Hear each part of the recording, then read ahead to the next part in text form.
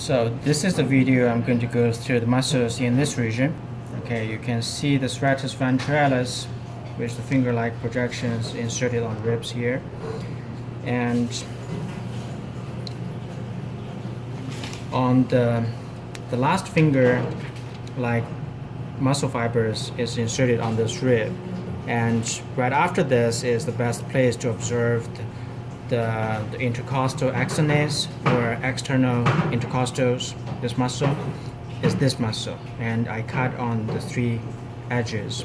This is a muscle actually is inserted on the ribs that anterior to it, and or attached to this side and attached on the anterior side of the ribs on the posterior side. So if you feel it, this is the rib, and this is the second rib, and the muscle that connects those two. Okay, because it's on the outside, so that's called intercostal externus. So I made a cut on the three edges so I can reflect this muscle. So, okay, once I reflect this, you can see the muscle fibers. Okay, this muscle fibers goes this direction. Okay, it's more, okay, this direction.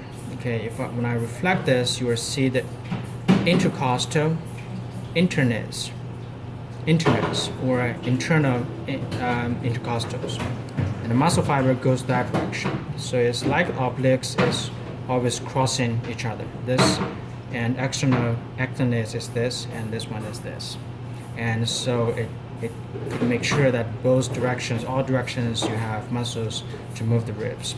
Okay. External internus and intercostal externus.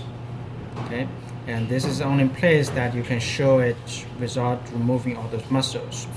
Those muscles, intercostal muscles, connects all the ribs, and you couldn't see in other regions because those muscles are superficial to that, and it covers the muscle. Okay, and this is the only place that is exposed. And starting here, you can see some kind of finger-like projections, or some projections that's attached to the ribs, and you can follow it. That's the external obliques.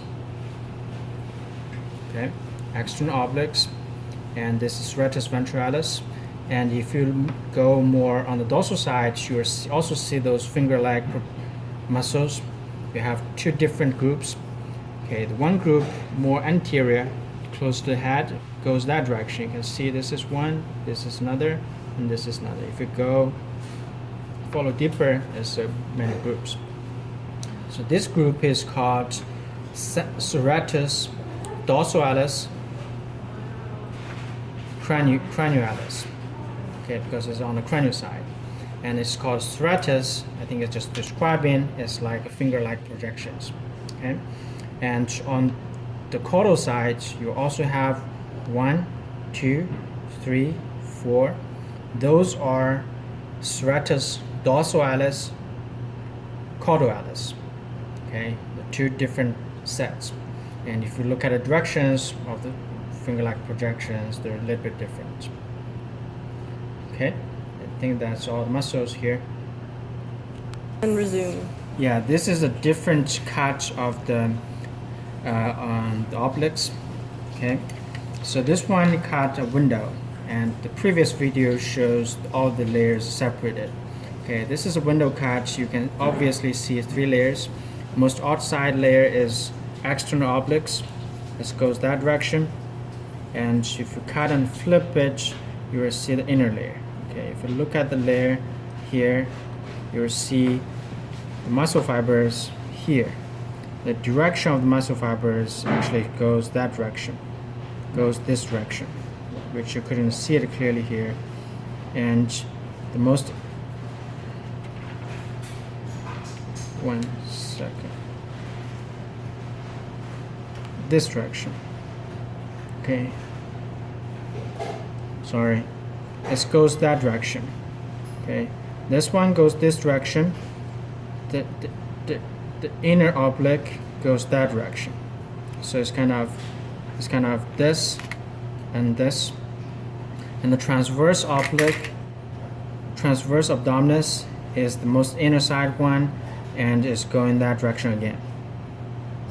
Okay, so that's the 3 windows. So for you to remember them, just remember the order, and on, because it's only 3 layers, if you could figure out which layer we're asking, you know, external, internal, and transverse. So it should be very easy to remember. And what's in the middle is covered by the connective tissue is external, is rectus abdominis. I think that's all. We didn't do the deltoid, that's what. We did? Okay, well, you can just check if we already did, or just skip this. Okay, this video is show you the muscles in a shoulder region.